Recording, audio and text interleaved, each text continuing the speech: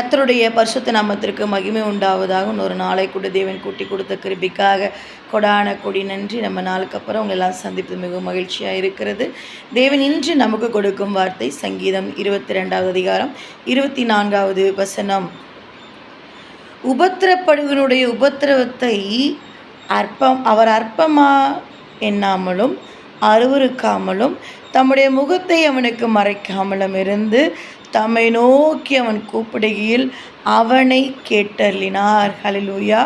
உபத்திரப்படுவனுடைய உபத்திரவப்பட்டு கொண்டு இருக்கிற நம்மளோட உபத்திரவத்தை, கஷ்டத்தை, பாடுகளை அவர் அற்பமாய் எண்ணுகிற தேவன் அல்ல. ஹல்லேலூயா.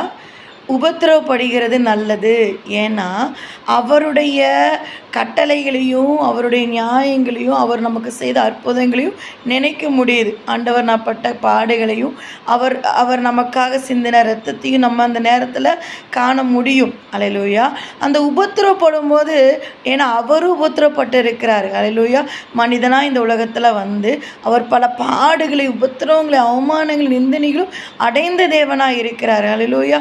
அப்போது இந்த உபத்திரவத்தை பார்க்கும்போது பரவாயில்ல நீ கஷ்டப்படு அப்படின்னு ஆண்டவர் ஒரு நாளும் என்ன பண்ண மாட்டார், பார்த்து ரசிக்கிற தேவன் அல்ல, மனவேதனைப்படுகிற தேவனாக இருக்கிறார். அல்லேலூயா. அற்பமாக எண்ணாமலும் அருவருக்காமலும் அவர் மனிதன் அல்ல. அல்லேலூயா. மனிதன் தான் நம்மளை பார்க்கும்போது, நம்மளுடைய கஷ்டத்தை, பாடுகளை பார்க்கும்போது ஒரு அற்பமாக ஒரு அருவருப்பாய் பார்ப்பாங்க. ஆனால் படைத்த தேவன் அப்படி பார்ப்பவர் அல்ல. அப்படி இல்லாமல் தம்முடைய முகத்தை அவனுக்கு மறைக்காமலும் இருந்து, உபத்திரவப்படும் நம்ம அழுதுகிட்டே இருந்தாலும் நம்ம என்ன பண்ணுவோம் அப்படின்னா, ஆண்டவர் சமூகத்தில் அழுதுவோம். ஆண்டவரே நான் இவ்வளோ கஷ்டப்படுறேனே, ஆண்டவரே இவ்வளோ பாடுபடுகிற ஆண்டவரே, எனக்கு நீங்கள் என்ன பண்ணுங்க, உதவி செய்யுங்கப்பான்னு சொல்லி நாம் கதறுகிற சத்தத்தை கேட்கிறவராக இருக்கிறார். செவி அடைக்கிறவர் அல்ல. என்ன சொல்கிறாரு, அவரோட முகத்தை மறைக்கிறவரும் அல்ல, தம்மை நோக்கி அவன் கூப்பிடுகையில் அவனை கேட்டருளினார். ஹல்லேலூயா.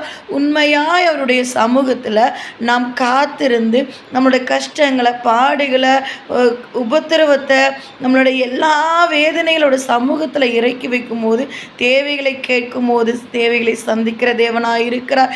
அற்பமாய் எண்ணாமலும் தன் முகத்தை மறைக்காமலும் தம்மை நோக்கி கூப்பிடுகிற உங்களையும் என்னையும் தேவன் சந்திக்கிறவராக இருக்கிறார், விசாரிக்கிறவராக இருக்கிறார். அதனால் இந்த நாள் முழுவதும் ஆண்டவர் உங்களுக்கு முன்பாக சென்று எதையெல்லாம் நீங்கள் வேதனையோடு சகித்து கொண்டு இருக்கிறீங்களோ அது எல்லாவற்றையும் ஆண்டவர் பொற்பாதத்தில் இறக்கி வைங்க.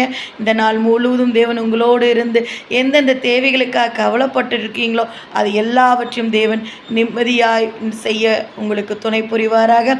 எல்லாவற்றையும் ஆசீர்வாதமாய் மாற்றுவாராக. கர்த்தர் உங்களுக்கு முன்பாக சென்று